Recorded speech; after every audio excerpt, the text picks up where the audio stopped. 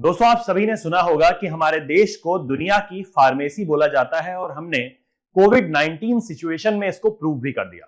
आज हम देश के फार्मास्यूटिकल सेक्टर के बारे में जानेंगे कि किस तरह ये एक सनराइज सेक्टर है और लगातार बड़ा होता जा रहा है और इस सेक्टर में बहुत ज्यादा बड़े अपॉर्चुनिटीज छुपे हुए हैं और हमारे देश की सरकार को उन्होंने क्या इनिशिएटिव्स ऑलरेडी ले लिए हैं और आगे चल करके भी क्या इनिशिएटिव्स लेने चाहिए। जैसे हमारे देश में बायोटेक्नोलॉजी सेक्टर में बहुत ज्यादा रिसर्च एंड डेवलपमेंट हो रहा है। ऑल्दो अगर हम वेस्टर्न कंट्रीज से उसको कंपेयर करें तो वो काफी कम है, बट धीरे धीरे लगातार ये बढ़ रहा है। तो ये पॉजिटिव साइंस हैं कि कहीं ना कहीं आगे चलकर हमारे देश का फार्मास्यूटिकल सेक्टर और बड़ा होने वाला है। आखिरकार भारत को दुनिया की फार्मेसी क्यों बोला जाता है, ये इन आंकड़ों से क्लियर है। दोस्तों, मेरा नाम है Prakhar Tripathi and welcome to Chahal Academy YouTube channel. अगर हम आंकड़ों पर नजर डालें तो भारत की जो फार्मास्यूटिकल इंडस्ट्री है वो लगभग $50 बिलियन का करंट वैल्यूएशन शो करती है। उसके अलावा यहां पर generic drugs, OTC medicine, over the counter medicine, bulk drugs, vaccine, contract research and manufacturing, biosimilars and biologics का डेवलपमेंट चल रहा है। राइट, जैसा कि मैंने आपको बोला कि बायोटेक्नोलॉजी के फील्ड में, जीन टेक्नोलॉजी के फील्ड में लगातार हमारे यहाँ जो रिसर्च एंड डेवलपमेंट है, रिसर्च पेपर्स हैं वो लगातार आ रहे हैं। उनके साइटेशंस वर्ल्ड वाइड बढ़ते चले जा रहे हैं। आयुष मंत्रालय के बनने के बाद से और भी ज्यादा आयुर्वेद का भी इसमें इंक्लूजन हो गया है। ठीक है, तो ये काफी अच्छे पॉजिटिव साइंस हैं कि कहीं ना कहीं आगे आने वाले समय में हमारी जो फार्मास्यूटिकल इंडस्ट्री है उसका एक्सपेंशन हमें देखने को मिलेगा। ऑलरेडी इंडिया की जो फार्मास्यूटिकल इंडस्ट्री है वो दुनिया की तीसरी लार्जेस्ट इंडस्ट्री है वॉल्यूम के मामले में, और वैल्यू के मामले में 14th लार्जेस्ट इंडस्ट्री दुनिया में मानी जाती है। राइट, फार्मा सेक्टर जो है it is currently contributing around 1.72% to country's GDP. हमारे देश की जीडीपी का 1.72% मतलब लगभग 2% पार्ट फार्मास्यूटिकल इंडस्ट्री से ही आता है। ये थर्ड लार्जेस्ट प्रोड्यूसर है हम एपीआई के, एक्टिव फार्मास्यूटिकल इंग्रेडिएंट, एपीआई जो होता है। Right, and accounting for 8% share in global API industry. Global API industry active pharma ingredients में हम 8% कंट्रीब्यूट करते हैं वर्ल्ड वाइड। आप देखें 2021 में इंडस्ट्री कहां पर थी और लगातार ये बढ़ती चली जा रही है। तीन सालों के गैप में ये काफी ह्यूज ग्रोथ शो कर रही है। इसी को हम बोलते हैं सनराइज सेक्टर। ऐसा सेक्टर जो रिसेंटली ग्रो होना चालू हुआ और बहुत तेज ग्रोथ शो करता है। राइट, अगर हम 2030 के आंकड़े देखें तो लगभग $130 बिलियन की इंडस्ट्री ये बनेगी, हम एक्सपेक्ट कर रहे हैं। राइट, अचीवमेंट्स की अगर हम बात करें तो India accounts for 60% of global vaccine production. दुनिया में वैक्सीन प्रोडक्शन जो होता है उसका 60% भारत करता है। वो भले ही डिप्थीरिया की वैक्सीन हो जो कि 70% भारत में बनती है, टिटनस की वैक्सीन हो, पर्ट्यूसिस की वैक्सीन हो डीपीटी की, या फिर बैसिलस कैलमीग्यूरिन बीसीजी वैक्सीन हो। राइट, ये सारे के सारे टीके जो हैं वो भारत में मेजॉरिटी में बनते हैं। Right, 90% of the WHO demand for the measles vaccine, measles जिनको हमारे यहाँ घरों में छोटी माता बड़ी माता भी बोलते हैं, ठीक है, चेचक, मीजल्स की भी वैक्सीन 90% WHO की डिमांड को फुलफिल करता है Bharat. Right, India supplies over 50% of Africa's requirement for generic medicine जो अफ्रीका में सप्लाई होती है उसका लगभग 50% भारत सप्लाई करता है। 40% जेनरिक डिमांड यूएस की भी भारत फुलफिल करता है और साथ ही साथ यूके की 25% ओवरऑल मेडिसिन की डिमांड को भारत फुलफिल करता है। मतलब बड़ी बात नहीं है कि अगर आप यूके में जाएं तो आपको एक ऐसी मेडिसिन खाने को मिले जो कि भारत में बनी थी। राइट, अगर हम इकोनॉमी वाइज बात करें तो एफडीआई का जितना भी फ्लो है हमारे यहाँ, इक्विटी फ्लो जो है उसमें से लगभग $22.52 बिलियन 2000 और 2024 के बीच में हमारे देश ने फार्मास्यूटिकल इंडस्ट्री की वजह से ही रिसीव किया। $22.52 बिलियन एफडीआई इक्विटी इनफ्लो केवल और केवल ड्रग्स और फार्मास्यूटिकल इंडस्ट्री की वजह से पिछले 24 सालों में आया, which is almost 3.4% of the total inflow received across all the sectors. सारे सेक्टर्स का लगभग 3.5 से 4% हमारा केवल और केवल ड्रग्स एंड फार्मास्यूटिकल इंडस्ट्री की वजह से आया। साथ ही साथ the nation is the largest provider of generic medicine globally. दुनिया में जितनी भी जेनरिक मेडिसिन मिल रही हैं उनकी सप्लाई का majority of the part Bharat से ही जाता है। राइट, तो इसका एक 20% share, India has 20% share in global supply bye volume and is the leading vaccine manufacturer globally. That's why India is known as the pharmacy of the world.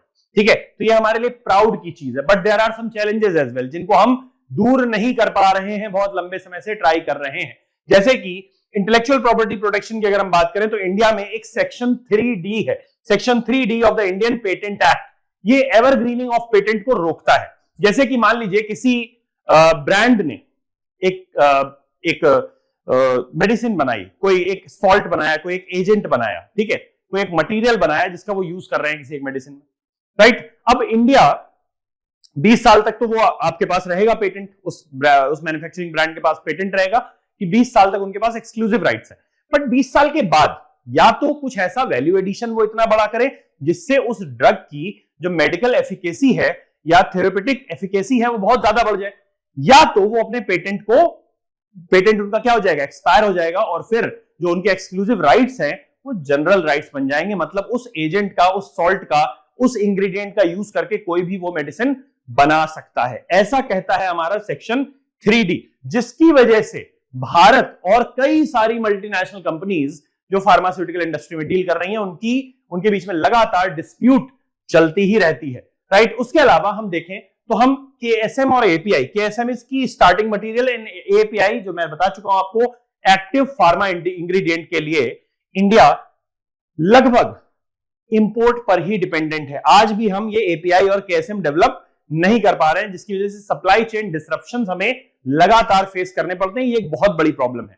साथ ही साथ human resource की हम बात करें अगर, तो भारत में स्किल्ड ह्यूमन रिसोर्स की या हाईली स्किल्ड ह्यूमन रिसोर्स की बहुत ज्यादा जरूरत है और बहुत बड़ी कमी है, क्योंकि हमारे देश में बायोटेक्नोलॉजी एक रीसेंट डेवलपमेंट का फील्ड है, राइट। और बहुत सारे लोग बायोटेक्नोलॉजी की तरफ अभी जाना नहीं चाहते, उसके बारे में जानते तक नहीं है, राइट। जबकि ये बहुत ज्यादा तेजी से इमर्ज होता हुआ फील्ड है। तो ये स्किल्ड ह्यूमन रिसोर्स अब देश में आने लगा है, तो हमें ये देखने को मिलेगा कि आगे चल करके इंडिया कई सारे API या KSM डेवलप करेगा। इंडिया के नाम पर भी, इंडिया की फॉर्म्स के नाम पर, लैब्स के नाम पर भी पेटेंट होंगे और इंडिया और तेजी से फार्मा सेक्टर में आगे बढ़ेगा। फिलहाल ये एक प्रॉब्लम है, failing the quality test. India की जो मेडिसिन है वो world wide quality test fail करती आई हैं।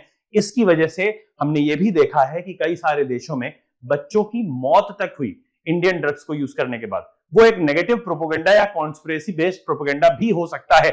इंडिया की फार्मा इंडस्ट्री जो है, it is largely been in denial over quality related concerns according to CDSCO, Central Drugs Standard Control Organization. In 2014 to 16, about 5% of Indian drugs, several out of them manufactured by large pharma companies, failed the quality test. ठीक है, भारत की बहुत बड़ी संख्या में medicine जो हैं उन्होंने क्वालिटी टेस्ट को फेल किया है, जिसके बारे में मैंने यहाँ पर कुछ रिपोर्ट्स भी शो करी है आपको, कि जिससे देखिए गाम्बिया में क्या हुआ कि इंडियन कफ सिरप यूज करने के बाद बच्चों की डेथ हुई, लोगों की डेथ हुई, राइट। उसके अलावा India manufactured syrups for cough found contaminated, CDSCO का, ठीक है। गवर्नमेंट इनिशिएटिव्स इससे रिलेटेड क्या है, हमारे देश में फार्मा सेक्टर को बढ़ाने के लिए गवर्नमेंट ने बहुत सारे इनिशिएटिव्स लिए हैं, तो बहुत सारी स्कीम्स आती हुई दिखाई पड़ेंगी 2014 के बाद से। उसमें आयुष्मान योजना भी है, आयुष मंत्रालय बनाना भी है, ये सारी की सारी चीजें जिससे कि हम फार्मा सेक्टर्स को बढ़ा सकते हैं, ओवरऑल हेल्थ केयर सेक्टर को इंप्रूव कर सके। तो PLI, production linked incentive scheme for pharmaceuticals, is being implemented with the total outlay of 15,000 crore, जिसका वैल्यूएशन US डॉलर में अगर हम करें तो $2.04 बिलियन है, spanning from 2020, 21 to 2028, 2029।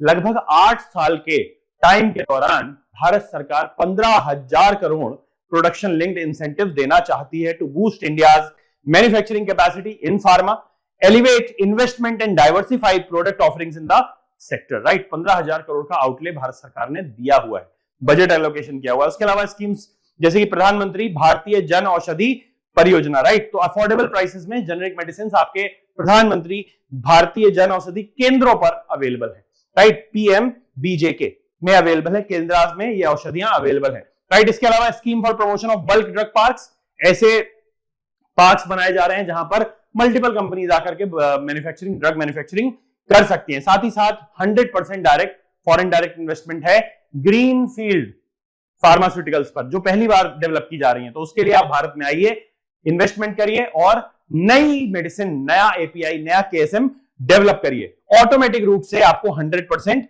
FDI allowance मिला हुआ है। ब्राउन फील्ड डेवलपमेंट करना है तो उसके लिए ऑटोमेटिक रूट से 74% है, गवर्नमेंट अप्रूवल रूट से आपके पास 100% एफडीआई करने का चांस है, राइट। उसके अलावा अगर हम देखें तो फार्मास्यूटिकल इंडस्ट्री को अगर हमें लगातार बढ़ाना है तो उसके लिए भारत सरकार को बहुत बड़े बड़े फैसले लेने पड़ेंगे। हमारे देश के जो फार्मा किंग्स हैं, बड़े बड़े बिजनेसमैन हैं, उनको भी बढ़ावा देना होगा। साथ ही साथ स्ट्रिंजेंट मेजर्स जो हम लेते हैं वो कम करने पड़ेंगे। अपने लॉ में थोड़े से चेंजेस अगर करने पड़े उनको करना चाहिए, क्योंकि हमारे देश का एक बहुत ही तेजी से उभरता हुआ सेक्टर ये फार्मा सेक्टर बनता चला जा रहा है। It is one of the very important part of geography and economy, ठीक है। आपको ज्योग्राफी में भी इससे रिलेटेड क्वेश्चंस देखने को मिल सकते हैं, क्योंकि ज्योग्राफी में एक पार्ट है इकोनॉमिक ज्योग्राफी, राइट। उसमें कई बार इस तरीके की इंडस्ट्रीज के ऊपर क्वेश्चंस आ जाते हैं कि ये फार्मा इंडस्ट्रीज कहां पर बेस्ड है। तो एक बार आप मैप बेस्ड लोकेशंस भी देख लो कि भाई फार्मा इंडस्ट्रीज मोस्टली कहां पर बेस्ड है, किस टाइप की इंडस्ट्रीज होती हैं।